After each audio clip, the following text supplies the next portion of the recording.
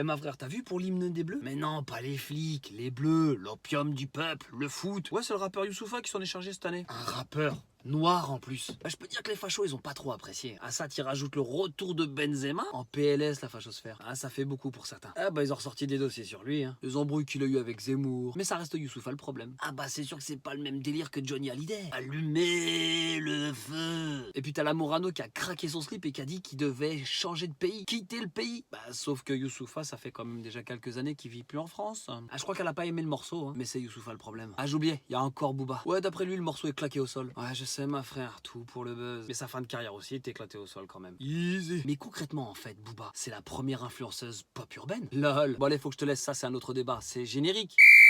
Et c'est le petit coup de gueule, ma frère, en direct du 9-4, petite banlieue parisienne. Ma frère, je sais pas si t'as capté, mais sur les réseaux sociaux en ce moment, ça parle beaucoup de Palestine. Ouais, c'est clairement inhumain ce qui se passe là-bas. Bon, après, y a pas qu'en Palestine qui pleure. Il y a aussi d'autres pays tels que le Yémen, la Syrie, les Rohingyas en Birmanie, les Ouïghours en Chine, puis le retour de Benzema et l'hymne des Bleus par Youssoupha, les fachos en France. Ma frère, si je te parle de ça, c'est parce qu'il m'arrive de drôles d'histoires en ce moment. Depuis que j'évoque et je parle de Palestine dans mes vidéos, bah, j'ai remarqué que mes statistiques, mes commentaires, mes partages, mes vues même, avait littéralement baissé. C'est un truc de fou, ma frère. Je crois qu'ils m'ont shadowban. C'est peut-être la fin de carrière, ma frère. Tu me connais, je parle de tout. J'ai parlé de corruption, de pédocriminalité. Ouais, je dis pédocriminalité parce que la pédophilie, c'est criminel. Je parle de sport, des fachos, des bavures policières. Je parle de tout et de rien, ma frère. T'inquiète, je parle aussi de sujets très décalés. Et ça, tu peux aller le regarder sur tous mes réseaux sociaux. Donc, j'aborde des sujets divers et variés et j'ai jamais eu de soucis. Mis à part quelques réactions de haters, mais ça, la jalousie, tu connais. Et là, depuis que j'ai parlé un petit peu de Palestine, bah, c'est un peu comme si sur l'autoroute du succès, je m'étais fait les ligaments croisés. Et soudain, c'est le drame. Ah, ma frère, j'ai vite compris qu'il y avait des sujets plus sensibles que d'autres. Faut croire que défendre la veuve et l'orphelin, c'est jouer les rebelles pour certains. Parler d'injustice, c'est être anti-système. Limite, c'est pas bien. Il y a des gens qui ont perdu la vue et surtout le sens des priorités. Tu vois le Covid,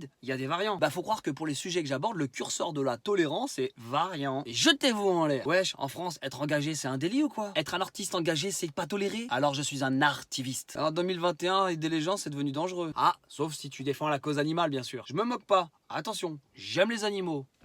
Avec du sel et bien cuit. Oh, petite frite avec sauce Biggie. Oh, c'est bon, je rigole. Eh bah, tu vois, c'est quand tu es dans ce genre de sauce que tu comprends pourquoi certaines personnalités ne prennent aucun risque. Ils s'expriment sur aucun sujet, ne prennent pas parti. Bah, est-ce qu'il faut leur en vouloir pour autant?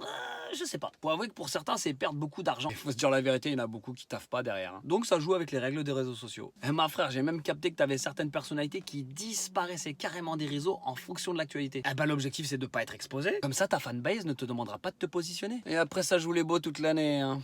Charity business, ma frère. On montre sa tête que dans les bonnes occasions. J'avais fait un sujet là-dessus que tu peux retrouver sur mes réseaux. Ah, faut se donner une bonne image. Montrer qu'on est solidaire avec les gens qui souffrent. Apparemment, je sais pas pourquoi, mais beaucoup avec les gens qui meurent de faim. En même temps, ceux qui meurent, bah, ils se plaignent pas. Puis on les connaît, les excuses. Les excuses du genre... je suis pas assez calé sur le sujet, donc je préfère pas m'exprimer. Ouais, ah bah la mort.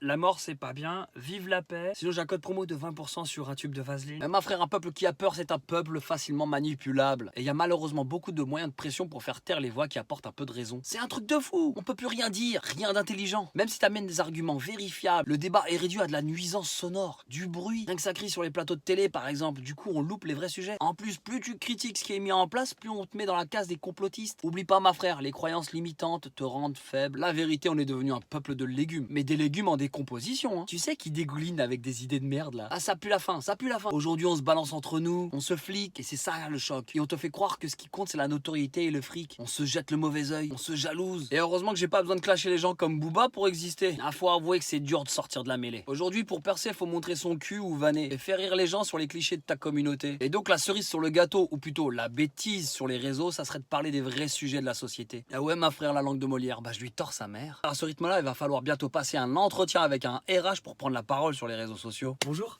Bonjour, ça va? Tu vas bien? Bon, on a fait le débrief de notre première réunion du 29 février. Oui, le 1er mars. Ouais, voilà, le 29 février. Tout est ok, sauf 2-3 trucs. Regarder tes réseaux sociaux, c'est bien ce que tu fais. C'est bien. Ah bon? Sauf que, comment dire, il y a des sujets là... Oui, et? C'est pas... Disons que ça va être compliqué à développer. Ah bon? T'es rigolo, mais t'es trop piquant, trop direct. Ah, pourtant, j'essaie d'être bienveillant, diplomate, marrant. T'abordes des sujets qui peuvent déranger les gens. Ouais, mais il y a des sujets qui ferment les portes. Ah, mais moi, j'aime bien traiter les vrais sujets. Parler des problématiques sociales et sociétales dans le cadre du vivre ensemble et de l'acceptation de l'autre dans un futur non utopiste, mais plutôt réaliste, intrinsèquement réaliste. Ah ouais? 2 secondes. Ok. Allô la police, j'aimerais faire un signalement pour radicalisation. Eh ma frère, t'as bien capté que c'était très compliqué de prendre la parole. Alors quand tu vois quelqu'un qui prend ce chemin, donne-lui de la force. Like, commente et partage. C'est du bon contenu, c'est bon pour la société et ton petit cerveau. Allez, d'ici là, et plus de cœur sur toi ma frère. Jette-ton en l'air et va te faire follow. Ce que t'as vu t'a plu, c'est ce qu'il te reste à faire. Tu commentes, tu likes et tu partages. Allez, jette-toi en l'air. Allez, va te faire follow. Allez, va, va.